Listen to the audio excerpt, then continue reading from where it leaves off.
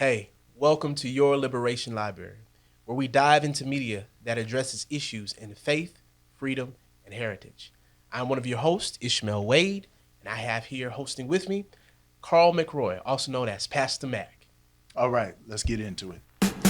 Welcome to Your Reforging Liberation the Library. White Republic, Dive Race, Religion, and America. And Ishmael Wade here with specifically, we're talking about How to Kill a City by Peter Moskowitz.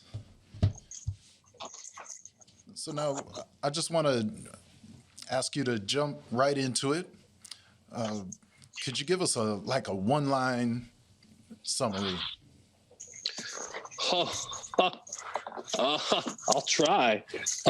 This was a heavy book. I mean, I kept waking my wife up. I was reading it in the bed, and I would yell out, shout out. I would get angry. I spent a lot of time angry reading this book because I did not recognize all of the behind the scenes parts and pieces, the financial, the political, and how there is consistently, the author paints a very realistic and overwhelmingly conclusive and comprehensive picture of purposeful, for lack of a better term, is slavery. And I know that's a strong word, but it is financial slavery. It is slavery in terms of zoning laws. It is slavery in terms of who can and cannot get loans, who can and cannot rent a home, where they can and where they can't. It's a way basically to keep people down. And to me, as a homeowner, I can't imagine applying for a loan or trying to find a home and then to be turned down consistently. To me, it would wear on me. And that's what this author says, is that, the end result is a comprehensive social, emotional, political, financial degrading of inner city folk. So I know that's more than one line, but this book really affected me profoundly. In fact, I made it I made it required reading from clients. This author sees gentrification not as a good thing, because the bottom line is the society, the multi-billion-dollar organizations and capitalists that swooped in.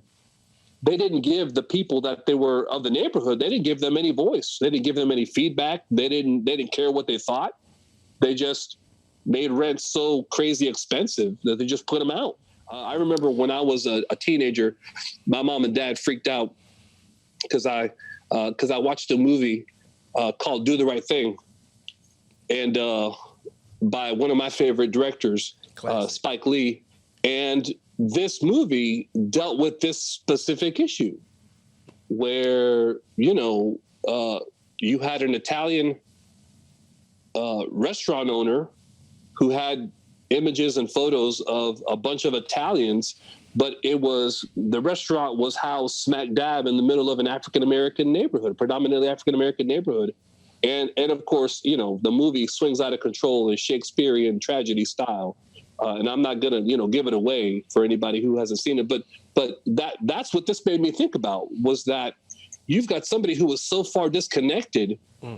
They're not even making apologies. They're just saying, well, this is just the way it is. We have money and you don't, so bye. How can you not take offense to that?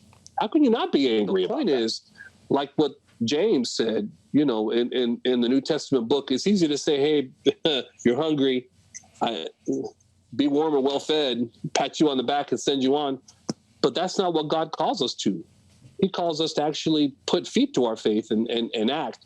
So the first thing is a recognition of the problem. The second thing is asking them, what can I do? What can I do to help you through this issue? And many times what you find is people really don't want anything from you. They just want you to recognize that they're hurting and to come alongside them and to empathize with them. Thank you. Thank our special guest, Omar Miranda, for your insight, for sharing with us this book and encouraging us, to look at the issue of gentrification that is a reality in so many urban communities in our states. How to Kill a City, Gentrification, Inequality, and the Fight for the Neighborhood. Thank you so much. Thanks, Omar. You're very welcome. Thank you for having me. We'll be hearing again from you real soon. Very good. Y'all have a great day.